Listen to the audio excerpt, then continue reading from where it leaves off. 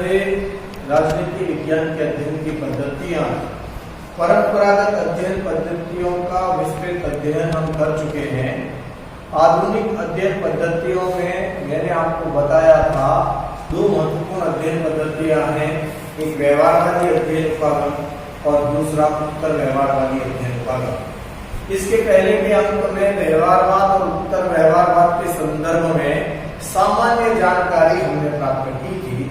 आज व्यवहारवाद का विस्तृत रूप हम जानेंगे, समझेंगे। व्यवहारवाद, जैसा मैंने पहले भी बताया था, परंपरागत अध्ययन पद्धतियों के प्रति उपजे असंतोष के परिणाम स्वरूप अस्तित्व में आया। दूसरे विश्व युद्ध के बाद ये अपनी चरम सीमा पर पहुंचा। व्यवहारवादियों ने ये माना कि राजनीति विज्ञान के अध्ययन में कल्पना की बजाय यथार्थ अध्ययन पर बल दिया जाना चाहिए। राजनीति विज्ञान के अध्ययन को वैज्ञानिक बनाया जाना चाहिए। राजनीति विज्ञान के अध्ययन को संस्थाओं और व्यवस्थाओं से बाहर ले जाकर मानव के व्यवहार के अध्ययन तक पहुंचाना चाहिए। यानी हमें व्यवस्थाओं में होने वाली क्रियाओं, प्रक्रियाओं और अंतःक्रियाओं को समझना चाहिए। ये व्यवहारवादी सोच, व्यवहारवादी दृष्टिकोण शुरू हुआ 1908 से ऑर्थर बेंटले की द प्रोसेस ऑफ गवर्नमेंट और ग्राहम वालस की ह्यूमन नेचर इन पॉलिटिक्स पुस्तक से, जिसे आगे बढ़ाया 1925 में चार्ल्स मेरियम ने अपनी पुस्तक न्यू एस्पेक्ट्स ऑफ पॉलिटिक्स के माध्यम से। इसका विस्तृत रिविजन आगे जाकर के अमेरिका की शिकागो यूनिवर्सिटी के राजनीतिक विद्वानों ने किया। डेविड ईस्टन, रॉबर्ट डाल, कैटलिन कॉपलॉन, बहुत से विचारक थे जिन्होंने कि इसे एक आंदोलन के रूप में चलाया और ये शिकागो संप्रदाय के नाम से जाना गया। ये व्यवहारवाद उदय होने का एक महत्वपूर्ण कारण जहां परंपरागत पद्धतियों के प्रति असंतोष था, वहीं इसका एक और महत्वपूर्ण कारण अन्य सामाजिक विज्ञानों में हो रहे नित्य नए प्रयोग थे। अन्य सामाजिक विज्ञानों ने जब अंतःअनुशासनात्मक दृष्टिकोण को अपनाया तो हमारे राजनीतिक विज्ञानों ने भी सोचना शुरू किया कि हमें भी इस तरह का दृष्टिकोण अपनाना चाहिए।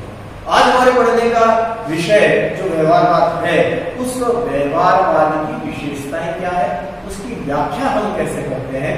तो दो रूपों में उसकी व्याख्या को मैं आपको बताऊंगा। एक तो क्रिकपैट्रिक विद्वान हुए हैं, उन्होंने 4 विशेषताएं व्यवहारवाद की बताई है। देखिएगा, क्रिकपैट्रिक इसके स्वरूप और व्याख्या के संदर्भ में 4 विशेषताएं बताते हैं। पहली, शोध में विश्लेषण की मौलिक इकाई संस्थाएं न होकर व्यक्ति होना चाहिए। जैसा मैंने अभी आपको बताया कि केवल संस्थाओं व्यवस्थाओं का नहीं, बल्कि उसमें कार्य करने वाले मानव के व्यवहार का अध्ययन, ये हमारी शोध की इकाई, अनुसंधान की इकाई, अध्ययन की इकाई होनी चाहिए। ऐसा क्रिकपैट्रिक मानते हैं, पहली विशेषता। दूसरी विशेषता क्रिकपैट्रिक बताते हैं राजनीति विज्ञान की अन्य समाज विज्ञानों के साथ एकता पर बल। राजनीति विज्ञान की अन्य समाज विज्ञानों के साथ एकता पर बल, ये अंतःअनुशासनात्मक अध्ययन कहलाता है। यानी हमें राजनीति विज्ञान को समझना है तो अर्थशास्त्र को भी पढ़ना पड़ेगा, नीति विज्ञान को भी पढ़ना पड़ेगा, इतिहास को भी पढ़ना पड़ेगा, मनोविज्ञान को भी पढ़ना पड़ेगा। तो इन सब अन्य समाज विज्ञानों के संदर्भ में राजनीति विज्ञान का अध्ययन, ये इसकी दूसरी विशेषता राजनीति विज्ञान के अन्य समाज विज्ञानों के साथ एकता पर बल व्यवहारवाद के अंतर्गत दिया गया और ये क्रिकपैट्रिक कहते हैं। तीसरी विशेषता उन्होंने बताई परिशुद्ध प्रविधियों के विकास और उपयोग पर बल। हम जो अध्ययन कर रहे हैं वो केवल काल्पनिक और तार्किक नहीं हो, बल्कि वैज्ञानिक विधियों प्रविधियों के माध्यम से शोध और अनुसंधान हो, तब हमारा सटीक निर्णय आएगा, तो हमारा सटीक रिजल्ट आएगा। ऐसा इन्होंने और इसके लिए हमें परिशुद्ध प्रविधियों का विकास किया करना चाहिए राजनीति विज्ञान के अंदर। और चौथी विशेषता इन्होंने बताई कि राजनीति विज्ञान के लक्ष्य को एक व्यवस्थित अनुभविक सिद्धांत के रूप में परिभाषित करता है। यानी व्यवहारवाद राजनीति विज्ञान का लक्ष्य एक व्यवस्थित अनुभविक सिद्धांत के रूप में निर्मित करना चाहता है। तो ये 4 विशेषताएं क्रिकपैट्रिक में मिली। डेविड ईस्टन जो इसके प्रमुख प्रवक्ता माने जाते हैं, जिन्होंने व्यवस्थित रूप से व्यवहारवाद का विश्लेषण किया, उन्होंने एक लेख लिखा था the current meaning of behaviourism. इसमें डेविड ईस्टन व्यवहारवाद की 8 विशेषताएं बताता है। नियमन, सत्यापन, तकनीक या पद्धति, परिमाणीकरण, मूल्य निरपेक्षता जिसे मूल्य निर्धारण भी कह सकते हैं, क्रमबद्धीकरण जिसे व्यवस्थाबद्धीकरण भी कह सकते हैं, विशुद्ध विज्ञान और समग्रता। हम एक एक करके इन 8 विशेषताओं के बारे में समझेंगे। नियमन, नियमन का अर्थ यह है, डेविड ह्यूस्टन ये कहते हैं कि मानव व्यवहार में ऐसे तत्व पाए जाते हैं जिनका हम नियमन कर सकते हैं, सामान्यीकरण कर सकते हैं। यानी एक जैसी परिस्थिति में मनुष्य एक जैसा व्यवहार करता है, एक बार करता है, 2 बार करता है, 10 बार करता है, एक स्थान पर करता है, दूसरे स्थान पर करता है, 10वें स्थान पर करता है। तो हमने नियमन कर लिया कि ऐसा होने पर ऐसा होगा। ये जो मानव व्यवहार के तत्वों का जब हम नियमन करते हैं तो ऐसा नियमन संभव है। ऐसा डेविड ह्यूस्टन कहता है कि मानव व्यवहार का नियमन किया जा सकता है, और न केवल नियमन किया जा सकता है, वैसी परिस्थिति फिर उत्पन्न होती है तो हम उसे सत्यापित भी कर सकते हैं। ये सत्यापन दूसरी विशेषता व्यवहारवाद के सत्यापन। मानव व्यवहार में ऐसे तत्व पाए जाते हैं जिनका सामान्यकरण या नियमन किया जा सकता है, और उन सामान्यीकृत तत्वों का पुनः सत्यापन भी किया जा सकता है वैज्ञानिक विधियों के द्वारा। अब ये जो नियमन और सत्यापन किया, इसके लिए जो आधार सामग्री हमने ली, उन आधार सामग्री के चयन, उनका विश्लेषण करने के लिए हमें तकनीक यानी प्रविधियों का उपयोग करना चाहिए।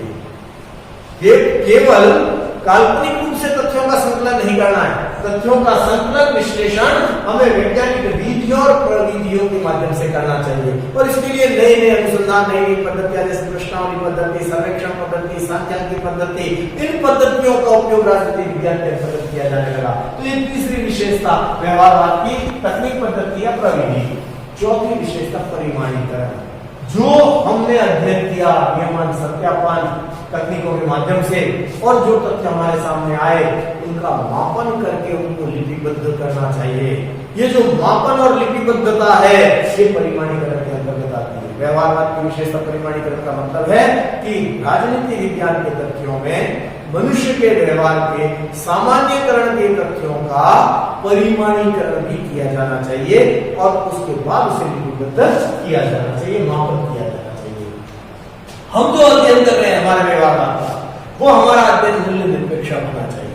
यानी अध्ययनकर्ता के विचार, अध्ययनकर्ता के मूल्य अध्ययन के बीच में नहीं आए, यथार्थ अध्ययन हो, वास्तविक अध्ययन हो, और उसके आधार पर मूल्यों का निर्धारण हो। मूल्यों का निर्धारण बाद में, पहले मूल्य निरपेक्ष अध्ययन होना चाहिए।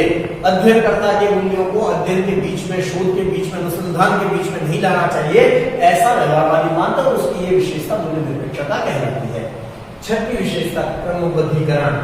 जो शोध, जो अनुसंधान हम कर रहे हैं वो क्रमबद्ध होना चाहिए, यानी शोध का सिद्धांत के साथ संबंध होना चाहिए, कार्य का कारण के साथ संबंध होना चाहिए, अव्यवस्थित अध्ययन नहीं होना चाहिए, क्रमबद्ध और व्यवस्थित अध्ययन हो, जिसे इस विशेषता को कहा गया क्रमबद्धीकरण या व्यवस्थाबद्धीकरण। और सातवीं विशेषता है विशुद्ध विज्ञान, यानी हम राजनीति विज्ञान को प्योर साइंस बनाएं, विशुद्ध विज्ञान बनाएं, सैद्धांतिक दृष्टि से भी और व्यवहारिक दृष्टि से भी। ये इसकी सातवीं विशेषता है। और आठवीं विशेषता है समग्रता। समग्रता का मतलब है कि मानव का व्यवहार समग्रता लिए हुए होता है। उसे खंड खंड नहीं कर सकते, उसे टुकड़े टुकड़े नहीं कर सकते कि मनुष्य का सामाजिक व्यवहार अलग, मनुष्य का आर्थिक व्यवहार अलग, मनुष्य का ऐतिहासिक परिप्रेक्ष्य अलग, मनुष्य का मनोविज्ञान अलग। नहीं, ये सब समग्रता लिए हुए हैं, खंड खंड नहीं है, एक दूसरे के साथ जुड़े हुए हैं, और उसे हम टुकड़े टुकड़े नहीं कर सकते। और इसीलिए इस समग्रता के अंतर्गत इसकी विशेषता जो होती है अंतः अनुशासनात्मक अध्ययन, यानी हमें मानव के संपूर्ण व्यवहार को समझने के लिए अन्य समाज विज्ञानों का भी सहारा लेना पड़ेगा, हमें अंतः अनुशासनात्मक अध्ययन करना पड़ेगा। तो ये 8 विशेषताएं डेविड ह्यूस्टन ने बताई थी व्यवहारवाद की। फिर इस व्यवहारवाद का महत्व क्या है? तो बहुत महत्व है। एक तो व्यवहारवाद ने पहली बार हमारे राजनीति विज्ञान को अनुभवात्मक वैज्ञानिकता प्रदान की। अब तक हम कल्पना लोक में जी रहे थे, अब तक हम आदर्शों में जी रहे थे, अब तक हम मूल्यों में भटक रहे थे। इसने पहली बार हमको अनुभवात्मक वैज्ञानिकता प्रदान की। दूसरा, ये दृष्टिकोण को व्यापक बनाता है, यानी राजनीति विज्ञान को अन्य समाज विज्ञान के निकट लाता है। अंतः अनुशासनात्मक दृष्टिकोण का इसने विकास किया।